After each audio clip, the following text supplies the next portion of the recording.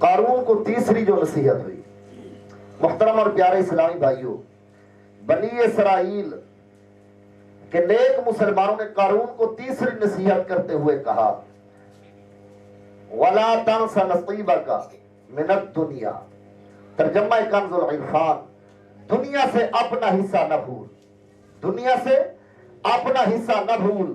اس آیت کریمہ میں فرمایا گیا دنیا سے اپنا حصہ مت بھولو۔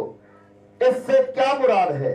اس بارے میں ایک بزرگ رحمت اللہ تعالی علیہ فرماتے ہیں اس سے مراد کفن ہے، اس سے مراد کفن ہے۔ وَلَا تَنْسَ نَصِيبَكَ مِنَ الدُّنْيَا، اور دنیا سے اپنا حصہ نہ بھول۔ اس آیت کے اس حصے کا مقصد اور مدعا یہ ہے کہ اس آیت کے اس حصے سے مراد انسان کا کفن ہے۔ اللہ اکبر۔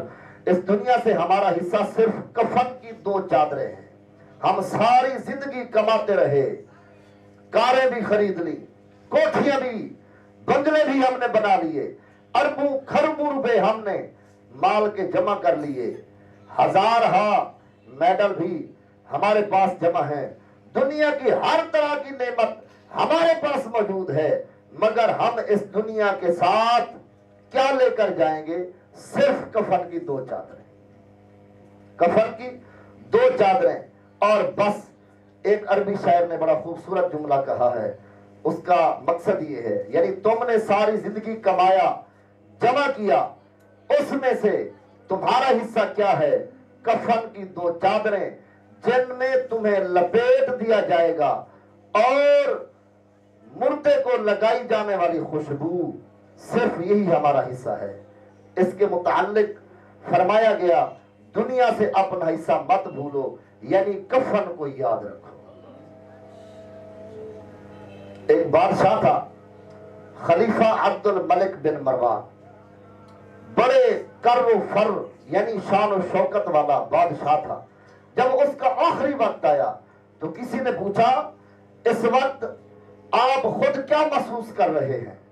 تو اس بادشاہ نے کہا بالکل ویسا ہی محسوس کر رہا ہوں جیسا کہ قرآن کریم نے فرمایا ہے، جس کا ترجمہ یہ ہے اور بے شک تم ہمارے پاس اکیلے آئے جیسا ہم نے تمہیں پہلی مرتبہ پیدا کیا تھا، اور تم اپنے پیچھے وہ سب مال و متاع چھوڑ آئے جو ہم نے تمہیں دیا تھا۔ یہ آیت پڑھتے ہی اس بادشاہ خلیفہ عبد الملک بن مروان کا دم نکل گیا۔ خلیفہ ہارون الرشید بھی بہت رعب اور دبدبے والا بادشاہ تھا۔ جب اس کی موت کا وقت آیا تو اس نے اپنا کفن منگوایا اور اسے الٹ پلٹ کر کے بار بار دیکھنے لگا۔ پھر یہ آیت پڑھی ما اغنا عنی مالیا ہلک عنی سلطانیہ، ترجمہ کنز العرفان، میرا مال میرے کچھ کام نہ آیا، میرا سب زور جاتا رہا۔ ما اغنا عنی مالیا ہلک عنی سلطانیہ، میرا مال میرے کچھ کام نہ آیا۔ اور اس طرح حضور صلی اللہ تعالی علیہ وآلہ وبارک وسلم کی حدیث پاک ہے، حضور صلی اللہ تعالی علیہ وآلہ وسلم نے ارشاد فرمایا یقول العبد ھذا مالی ھذا مالی ھذا مالی، بندہ یہ کہتا ہے کہ یہ بھی میرا مال ہے، یہ بھی میرا مال ہے، یہ بھی میرا مال ہے، حالانکہ حقیقتاً اس کا مال یہ ہے جو کچھ اس نے کھا کر ختم کر دیا وہ بھی اس کا ہے، اور جو کچھ اس نے پہن کر بسیدہ اور پرانا کر دیا وہ بھی اس کا ہے، اور جو کچھ اس نے اللہ تبارک و تعالیٰ کے راستے میں خرچ کیا وہ بھی اس کا ہے۔ اب آپ دیکھ لیں، جو کچھ اس نے کھایا وہ ختم ہو گیا، جو کچھ اس نے پہنا وہ ختم ہو گیا، اور جو اس نے اللہ تبارک و تعالیٰ کے راستے میں خرچ کیا تو وہ اسے دنیا میں بھی اس کے کام آئے گا، اس کے رزق میں برکت، ایمان میں برکت، اولاد میں برکت، گھر میں برکت، اور اس طرح اموال میں برکت، اور اس کے ساتھ ساتھ آخرت میں بھی اسے فائدہ ہوگا۔ اللہ تبارک و تعالیٰ سے 70 گنا، 300 گنا، 700 گنا، بلکہ واللہ یضاعف لمن یشاء، 700 گنا اللہ تبارک و تعالیٰ نے ارشاد فرما کر پھر ارشاد فرمایا واللہ یضاعف لمن یشاء، اگر اللہ تبارک و تعالیٰ چاہے تو 700 سے بھی بڑھا دیتا ہے۔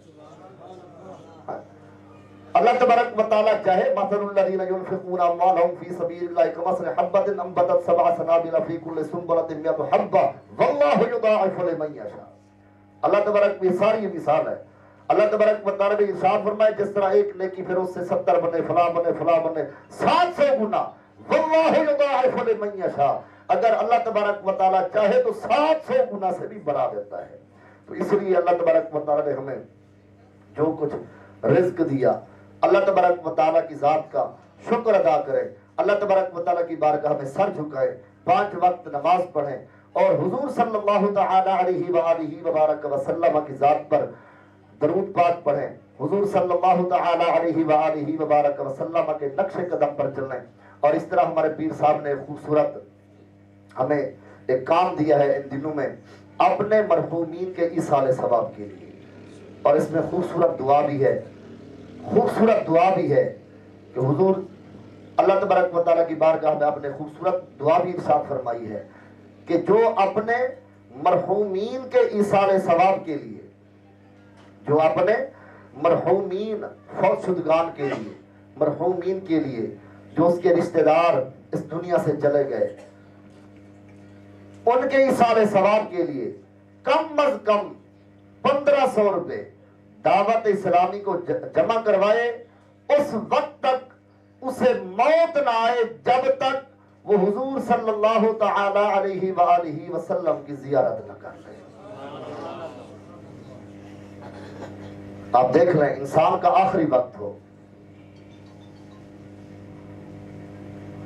انسان کا آخری وقت ہو, حضور صلی اللہ تعالی علیہ وآلہ وسلم کی زیارت کر رہا ہو, حضور صلی اللہ تعالی علیہ وآلہ وسلم کے چہرے انور کی زیارت کر رہا ہو اور اس کی روح اس کے جسم سے پرواز کر رہی ہو, وہ کیسا سما ہوگا, وہ کیسا وقت ہوگا.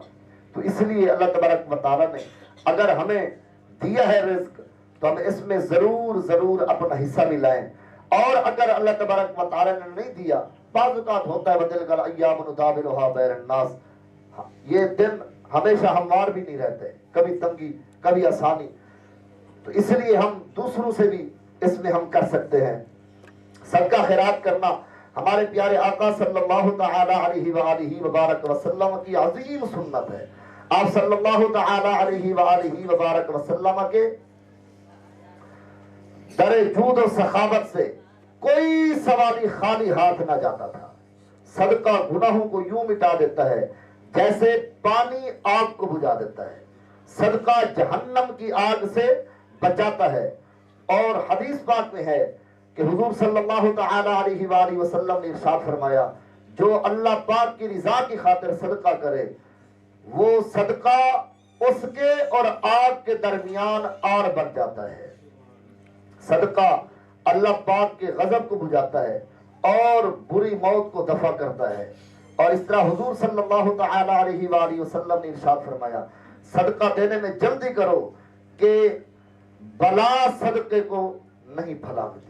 تو اللہ تبارک و تعالیٰ کی بارگاہ میں دلی دعا ہے, جو کچھ سنا اللہ تبارک و تعالیٰ اسے یاد رکھنے اور اس پر عمل کرنے کی توفیق عطا فرمائے. آمین بجاہ النبی.